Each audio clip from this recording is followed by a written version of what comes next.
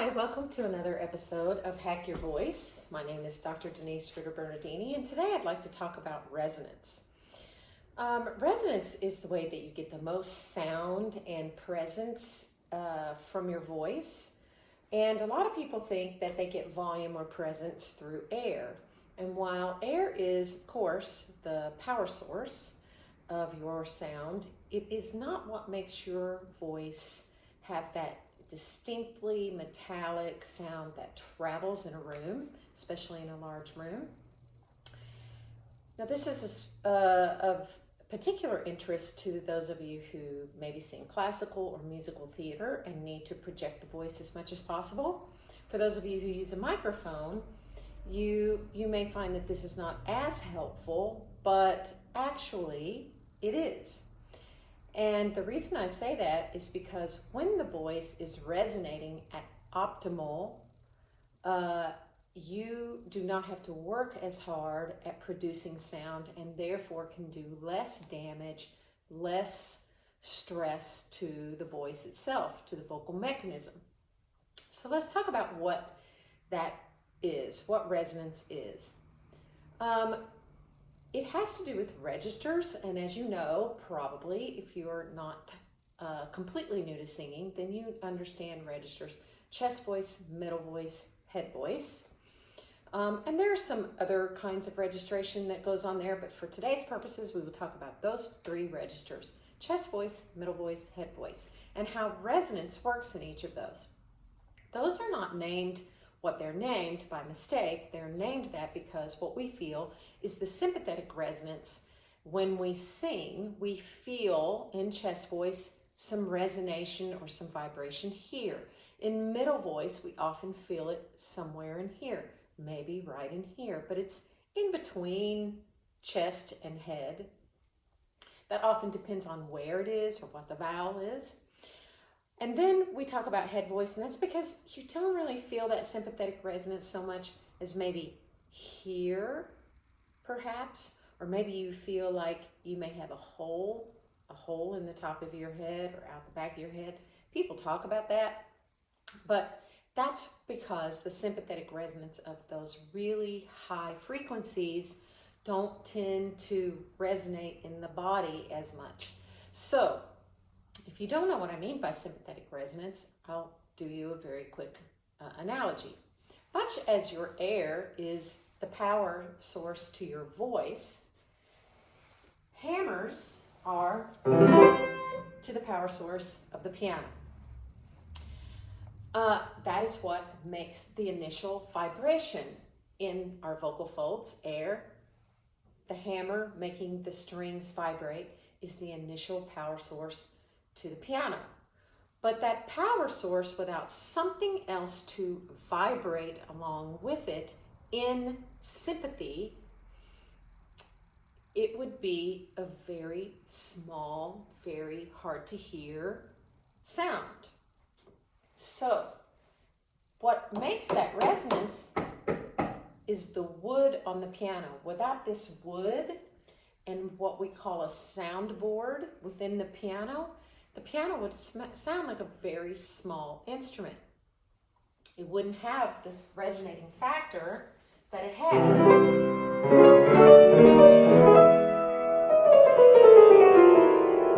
It doesn't have that kind of sound. It would have a very small sound. Well, if I don't think about where I sympathetically resonate within my body as a singer, because my body is my instrument, and my body is like the wood on the piano, if I don't know where those are, I can struggle with my singing. I can struggle to make sound. I can struggle to have a bigger voice. I can struggle to have a voice of presence and of warmth. If I think that volume is going to get me sound, presence, warmth, I'm incorrect when I'm thinking that it's going to be air related. So I'm going to demonstrate that for a minute. If I sing or in an Aretha Franklin kind of voice, if I want to use twang, or if I'm an operatic, either way, there's a metallic sort of presence to that. And without knowing where I sympathetically resonate, I might try to make that sound through air. Now what's happening, a couple of things. What's happening is the vocal folds are not coming together. They are not coming to, well, they come together, but they're not coming together completely. I've got some sort of a little chink or a little hole there that allows that sound to leak. What is also occurring is that I'm blowing so much air through the folds that I can't get good adduction. They won't come together really well. So I do have all this air leaking. But if I know where I'm going to resonate on that note, which by the way is C, and for those of you who know, C5, it's the C above, middle C. If I'm going to resonate there, which is for a lot of people, a break in their voice, especially females. Guys, you may want to sing at C4 here. That can also be a break if you're a baritone bass. It can give you some problems, right? But if you know where you're supposed to resonate, then that can be really helpful in knowing where in your registration you should have some sympathetic resonance. Now, one of the ways that you get used to this is practice, practice, practice, practice, of course. But there's a shortcut that I want to tell you about, and it's called vocal fry. And vocal fry is something that we really object to hearing in someone's speech. Hey, you guys, it's not good speech habit, but in singing, it can be useful in discovering some things about where things resonate, but also it can help you warm up a little bit if you want to sort of vocal fry down there, and that's another Hack Your Voice video. For today, we'll stick to sympathetic resonance. So this is kind of hard to figure out, but it's a shortcut if you can do it. So what I want to do is I want to sing that pitch, and I want to hold my larynx in position. I don't want to swallow. I don't want to take a breath. I don't want to change the laryngeal position. I want to think about it, and I want to hold it stable because the larynx must be stable for good singing. So I want to hold it stable.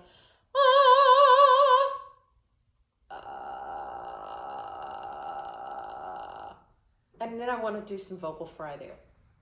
And I want to think about, where do I feel this vocal fry? Well, for me, I feel it right here. It's pretty high in my pharyngeal space.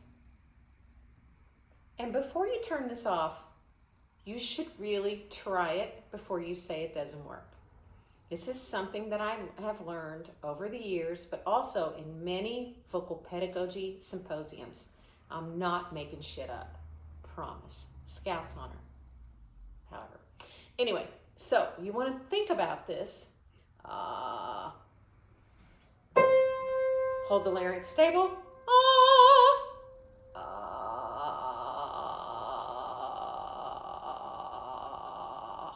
And you want a vocal fry there. I feel that very distinctly here.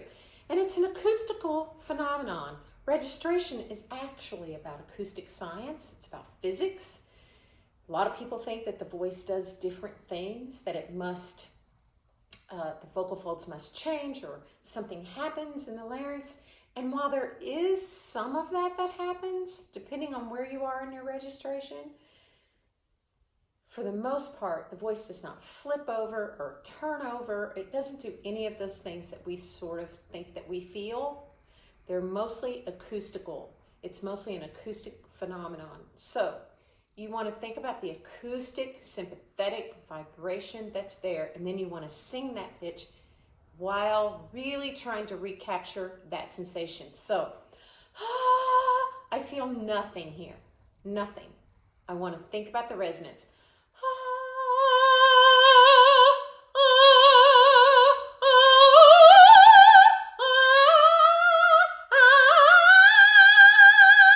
In my Aretha voice, or in my pop voice. A lot of people mistake that for belting. It's not belting. It's using sympathetic resonance. So, here's to Hack Your Voice. I hope you'll play with it. Send me a message. Ask me some questions. I'm happy to answer. Bye-bye. Happy singing.